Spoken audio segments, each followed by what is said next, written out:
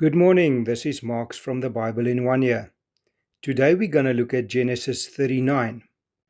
Genesis 39 tells the story of Joseph in Egypt after being sold by his brothers.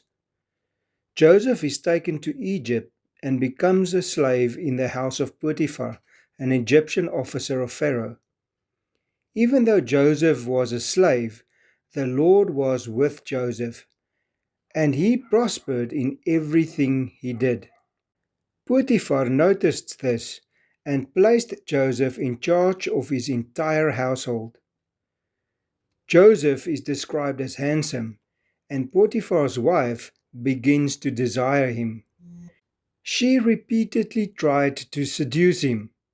Joseph refused, saying it would be a betrayal of his master and, more importantly, a sin against God. One day, when they were alone in the house, she grabbed him by his garment and demands that he sleep with her. Joseph fled, leaving his cloak behind. We then see Potiphar's wife, now angry and humiliated, accuse Joseph of trying to assault her. Potiphar became angry and had Joseph thrown into prison. Yet even in prison, the Lord was with Joseph. He finds favor with the prison warden and is put in charge of the other prisoners. Once again, Joseph prospers because God is with him. Here are a few key themes in Genesis 39. Firstly, God's presence in suffering.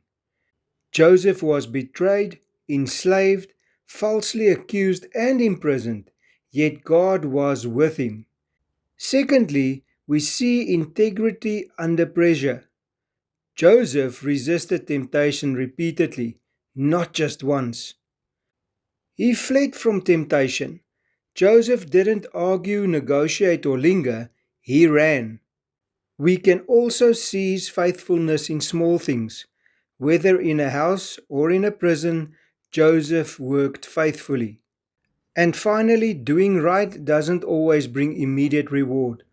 Joseph did the right thing and still suffered. So how do we apply Genesis 39 in our lives today? Firstly, remain faithful when life is unfair. Instead of asking, why is this happening to me? Ask, how can I remain faithful here? Just like Joseph, we should trust that God is still working even when our circumstances look negative. Joseph teaches us to guard our integrity. When faced with temptation, remember who you belong to. Consider the consequences. Choose obedience over momentarily pleasure.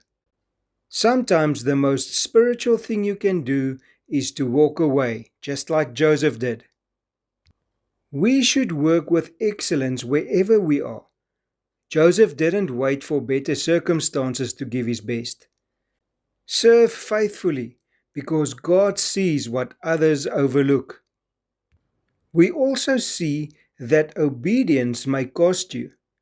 Joseph lost his position because he did what was right. By doing the right thing, it may also cost you, but it preserves your character and it honors God. And finally, trust God's bigger plan. Genesis 39 is part of a larger story. What looked like a setback was preparation for leadership. We see that in Genesis 41. Your current position might feel like prison, but it can also be preparation for future purposes.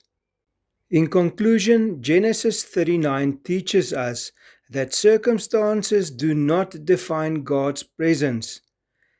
Integrity matters more than temporary success, and faithfulness in hidden places prepares you for public responsibility. Like Joseph, choose obedience over compromise and trust that God is with you, even in the prison seasons of your life. Have a blessed day.